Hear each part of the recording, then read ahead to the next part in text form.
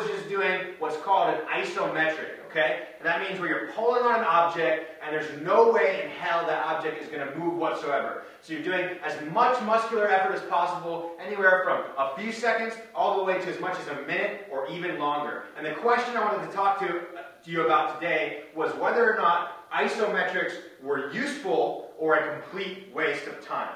Now, isometrics are totally useful. The only hard part about isometrics is that it's challenging to track your progress with isometrics because you have nothing telling you how much force you're able to generate. But a cool way to use isometrics in your training is to apply them in between exercises of similar nature. So you could do something like barbell squats, and then you could do a wall chair and press into the ground as hard as you can and hold for time. Or you could do a single leg wall chair and press into the ground as hard as you can and hold for time. Another way to do it is something like a barbell deadlift. You'll do some full range of motion regular deadlifts, and then you could do some deadlifts from the rack, putting enough weight on there so that you know you'll never be able to lift it, and you just pull from the top position as hard as you can for anywhere between a few seconds to somewhere as many as like 20 seconds. Some people even do them for a minute. I prefer a little bit shorter range in that 5 to 10 second range when I'm working on isometrics. Another thing that isn't isometric would be something like holding a handstand position, but holding it active. So not just passively getting relaxed, but pressing up against the ground, squeezing everything tight. And that's going to make your handstand harder to hold for a long period of time, but it's going to give you a better handstand at the same time.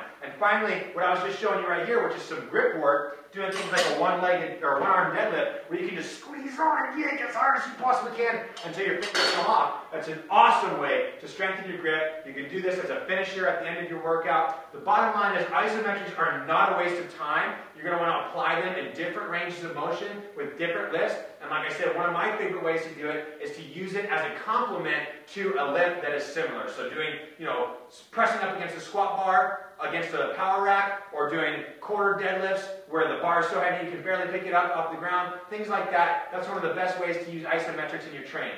So, if you guys like this video, if you guys like the idea of using isometrics in a complementary fashion to other exercises, click the like button right there, help me spread the warrior message. Otherwise, go to garagewarrior.com for some more tips and tricks on how to work out at home and how you can live the warrior lifestyle. Thank you so much for watching.